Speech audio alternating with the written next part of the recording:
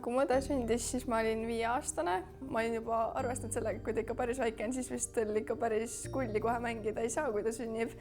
Aga siis oligi, et ta jäigi nii-öelda samasuguseks, et otseselt nagu väga suurt nagu sellist järsku šokki ei tulnud. Aga samas olingi ikkagist kurb, sest ma ju nii ootasin, mulle tuleks mingi mängukaaslane, kellega ma saaks kogu aeg kulli ja peitust mängida.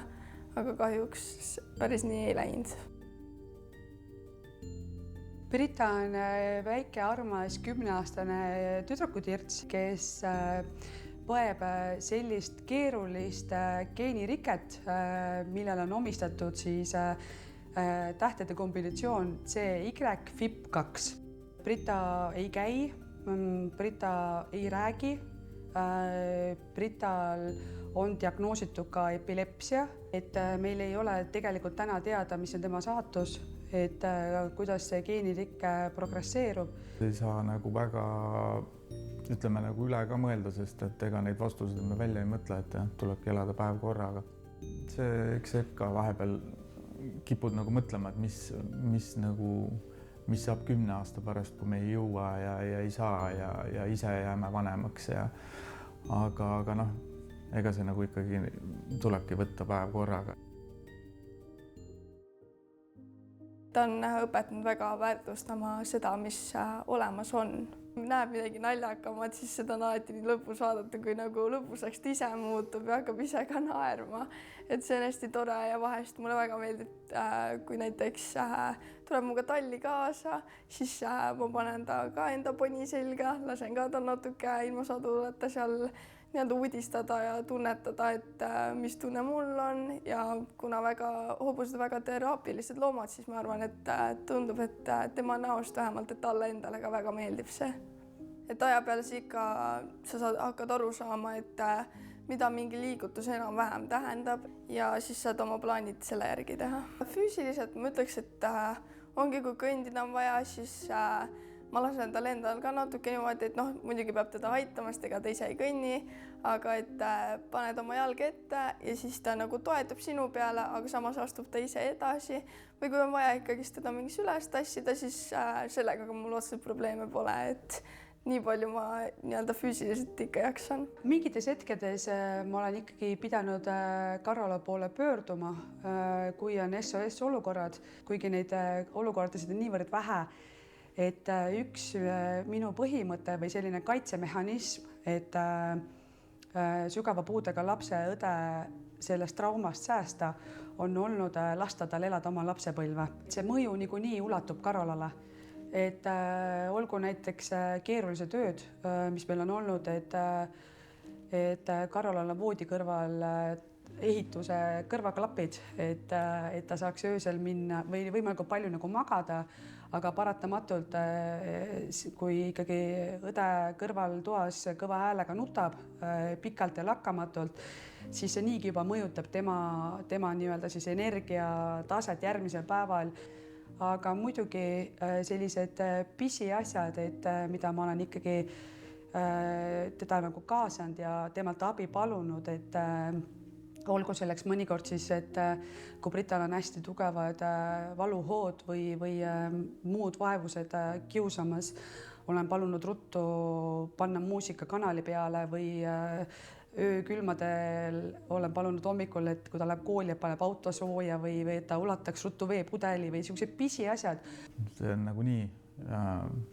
selline kahjuks selline asi, et nagu Brita nõuab nagu väga palju nagu igat aega nagu meilt, et siis kindlasti Karola saab seda kõvasti vähem, seda tähelepanu. Ükskord Karola siis hoidis Britat siis, kui me käisime vist kinos või midagi ja siis oli küll nii, et kui koju tulime, siis oli nagu oleks olnud luuda vaja, et teerada sisse teha, et oli näha, et kõva möll oli käinud ja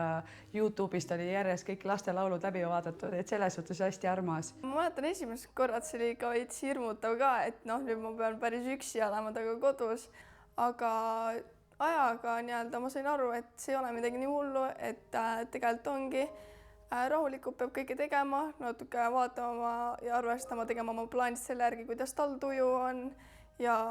ongi, et mingid üksikud asjad, mis sa tead, mis talle näiteks meeldivad, näiteks talle väga meeldib Youtube'ist mingit muusikaid, laule kuulata, siis ongi, paned need peale, siis teed taga mingi tegevusi, mängid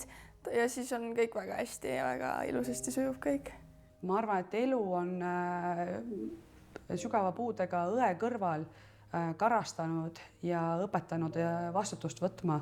kohati isegi rohkem kui tema teistel eakaaslastel. Iseseisvaks väga noorelt võib-olla nagu saanud, et kuna Brita võtab meilt nagu väga palju energiat ja vaeva ja ega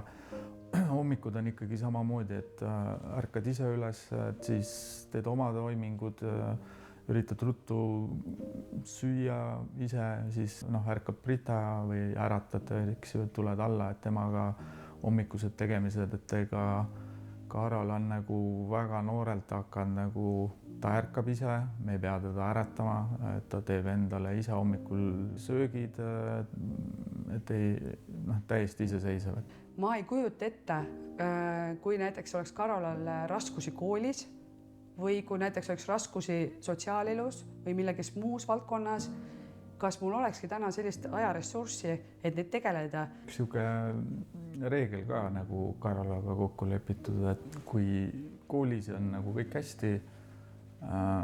hinnetega on korras ja seesama see usaldus ka, et kui ta räägib asjad nagu nii nagu on välja, ega jamas ei ole, siis me nagu üsna nagu vabad käed on ka. Ma ei ütleks, et ma olen nüüd mingi väga hullult täiskasvanulikum, et pigem on lihtsalt see, et ma nagu tean ja nii-öelda tunnetan veidike rohkem seda, et kõik inimesed ei olegi täpselt samasugused, et see aitab natukene reaalsusele rohkem otsa vaadata. Keegi isegi ei küsi Karola käest, kas oleb valmis, aga elu ootab ukse taga ja kui olukorrad on sellised ja perekonnas on selline kriis, siis ei ole tal olnud mahti ega seda aega ega ruumi mõelda, kas ma tahan või ma ei taha. Oli Viljandis minu ema elukaaslase sünnipäev ja Britat tabasid jälle tugevad epilepsiahood. Ma läksin siis kiirabiautoga Britaga haiglasse. Karola sai pandud Tallinnast bussi peale, ise oli natuke üle 5 aasta, ja ega tookord ei küsinud ka, et kas sa julged minna või midagi, eks ju, et nii oli, nii tuli teha. Ma suudan nii-öelda hästi palju nagu korraga toimetada, rahulikuks jääda teatud olukordades, et see on nii mõlemalt juurde antud nii Britaga nii-öelda toimetamiselt kui ka selle nii-öelda äri kõrvalt, et koolitab eluks ja praegusteks olukordadeks. Ongi, kui tal on näiteks, ma toon mingi näite, et on nutuhood, kus ta ongi pikemat aega lihtsalt karjubki täiesti kõrist lihtsalt, siis ongi ma ise juba vaikselt mõtlen ka, et tahaks rahus vaikuses olla praegu lihtsalt, tulebki aru saada, aga vahest lihtsalt kõik emotsioonid endal ka kerkivad üle pea, sellist mõtledki, et vahest on ikka raske. Enamus oma vabast ajast panen ma enda ratsutamisspordi alla, ehk siis ongi, ma jõuan koju, söön ja kohe lähengi talli, seal ma saan nii-öelda puhata vaimselt ja mulle väga meeldib, kui nii-öelda hästi see mõjub mulle, kui ma saan seal aega veeta ja mul nagu terve pea läheb tühjaks, kui ma ratsutan, et ma keskendungi ainult sellele, et ma teen seda sporti ja mul ei teki mingid muud kurvad mõtted, vaid ongi, ma saan nii-öelda vaimselt puhata seal. See ongi väga kallis spordiala, siis see on ilmselgelt arusaadav, et see ei pruugigi olla rahaliselt võimalik niisama sellega tegeleda, et makske nüüd palun mulle kõik ette taha kinni. Ma olin kogunud sünnipäevadega raha ja mõtlesin, et tahaks seda nagu investeerida, tahaks taskuraha veel juurde saada ja siis emaga panime pead kokku ja mõtlesime, et miks mitte alustada enda sellise firmaga, väikse firmaga ja alguses mõtlesimegi erinevate ideede peale, et mida võiks teostada ja siis kui me käisime loomaaias suvel ja seal müüdi suhkruvatti ja see oli alati selline asi, mis sa nagu pidid saama sealt, sest et nagu seda sai nagu väga vähestest kohtadest ja see väga ikka maitses ka ja siis mõtlesimegi, et okei, et ostame suhkruvõtimasina ja siis sealt läkski see nii-öelda lumepall veerema, et oligi, siis tuli järjest masinaid juurde, firma suurenes, saime rohkem tuntuks just siin oma vallas ja niimoodi see läkski edasi ja praegu siiamaani leiame siiski aega, et sellega tegeleda ja nüüd, kui ma tegelen veel ratsutamisega, siis praegu ongi kõik see raha, mis sealt tuleb, see lähebki minu ratsaspordi kulude katmiseks. Ja mulle pakkus väga pikalt sellist mõtlemist, et mis saab, kui mu vanemad enam ei ole suutelised Brita eest nii-öelda hoolt kandma. Et kas mina pean siis kõik selle koorma oma õlule võtma. Noh, nagu mu isagi varem ütles, et peabki elama üks päev korraga, et praegu polegi veel võib-olla kõigele kindlat vastust, aga eks tulevik näitab, mis siis saab.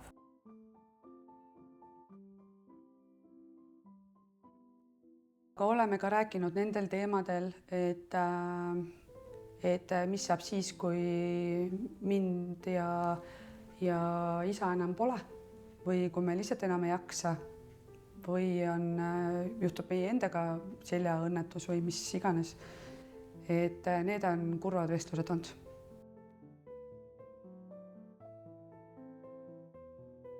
Ongi näiteks on mingi suurem nii-öelda rõõm juhtunud, midagi läheb hästi, siis tahangi vahest tulla koju, jagada ka oma vanematega seda, aga vahest lihtsalt öeldaksegi, et praegu pead vaikselt olema või siis lihtsalt näidataksegi niimoodi, et siis ma saan aru, et ma pean vaikselt olema ja oma tuppa minema. Ja noh, ega algus või noh, vahest ikka nagu tekitab veits kurba meelt, et noh, ikkagi tahad ju rääkida, mis toimub, kas midagi head või halba, aga lihtsalt sa peadki arvestama sellega, et ei saa ja noh, ilmselt ongi, ma olen nii-öelda sellega üles kasvanud, natuke sellega harjunud, kuid vahest ikkagist noh, teeb kas kurvaks või kuigi samas ka mõistetav. Minul on küll vahest süümekad, et kui 15-aastane tuleb koju ja on näiteks koolis saanud 3 A-d ehk siis väga head hinnet ja tahab seda emotsiooni jagama tulla, aga Brital on jälle raske hetk, et siis õudselt kehv on öelda lapsele, et tasa ära praegu mitte midagi räägi ja mine lihtsalt praegu ülesse. Et siis on lapsel nagu oota, mis on ju, et see on küll nagu hästi nagu kurvad on need hetked, et tegelikult sa noh, laps ju tahab peegeldada ja seda rõõmu jagada, aga siis sa saad nagu aru, et me ei saa praegu seda teha. Uuel päeval uued võimalused, ja minu ülesanne võib-olla siis on ka nagu, et tagada Karolale tema need vitamiinid, et millega tema saaks selles olukorras nagu hästi hakkama, et olgu selleks siis sõpradega koos kvaliteetaja veetmine, olgu selleks siis ratsutamine, olgu selleks tuleks juba see lumi maha, et saaks suusatama minna, eks ju, et kõik sellised toredad hetked. Ja mul ongi natuke mingi ebamugav näiteks nii-öelda enda sõpru külla kutsuda, et ongi, ma ei tea kunagi, mis tuju võib olla Brital ja kui mul on endal nagu on veel sõber külas ja ma pean veel ekstra muretsema selle pärast, et kas meil on ikka nagu mugav siin olla, siis see on vahepeal jah, natuke ebameeldiv, siis pigem katsun seda vältida. Ma näengi, et sõbrannad tahavadki juurde küsida, aga kas nad kardavad siis kuidagi torkida liiga palju nii-öelda privaatset pereasja, kuigi mul ei ole mingi probleem rääkida sellest, just pigem mulle meeldibki rohkem, kui küsitakse selle kohta. Ma ei leia, et seda nad peaks kartma mul küsida, et kuidas tegelikult asjad on, sest et see ongi tavaline elu meie jaoks. Kui võistlustel käime, tahame näiteks sinna ka või vahepeal terve perega näiteks minna, kui mul on ratsavõistlused, aga näiteks ongi terve pere ei saa kõik koos sinna minna, sest et hobused on vägagi tundlikud loomad ja ma ei tea näiteks, mis tuju võib Brital tulla ja kui ta peaks hakkama karjuma, siis see võib ehmatada natuke hobuseid ja siis ongi samuti ka võistlustega, kus on väga nii-öelda riskantne terve perega käia. Mõnes mõttes on tekitanud minus isiklikult sellise tunde, et meil on kogu aeg ankur seljas et hea näide võib-olla siit, et käisin suvel ujumas, siis mind tabas järsku selline valus mõru hetk, kus ma vaatasin, et idüll, suvi, soe ja kalda pervel paistavad tekkide peal perede grupid, et pere konniti, inimesed lustisid, ujusid, kes tegi seal liivalossi, kes jalutas oma koera ja siis ma mõtlesin küll, et pagana pihta, et need inimesed võib-olla isegi ei oska väärtustada, et milline privileeg neil on, et nad saavad tulla perega koos nautima suve pärastlõunat, ujuda, teha piknikku, lustida. Et need hetked on ikkagi nagu valusad, et meie pere selliseid spontaanseid kvaliteetseid ajaveetmisviise endale võimaldada ei saa. Ta on õpetanud rohkem elu hindama ja vaatama seda nurkade alt, mida ilmselt teised ei oskaks kunagi isegi märgata, et ongi pere ühine aeg, ühised tegevused, et kui me saamegi midagi koos teha, et see siis tähendab kohe väga palju rohkem ilmselt kui teiste perede jaoks, mis on ilmselt täiesti igapäevane neile. On oma filosoofia selle kohta. Kui elu annab sulle sellise raske katsumuse, siis tee selle kõrvale veel raskemaid asju, siis need teised asjad, mis sul ennist kodus juba olid, ei tundugi enam järsku nii rasked. Kui hästi me üleüldiselt oleme tulnud toime sellega, et tal on niisugune haruldane haigus ja et me ikkagist ongi, me ei visanud keegi elu nurka, vaid ikkagist kõik läksid oma eludega edasi. Mina olen samuti sellest aru saanud, et kuigi vahest on raske, siis tasub edasi pusida ja kõik loodetavasti üks päev tasub ära.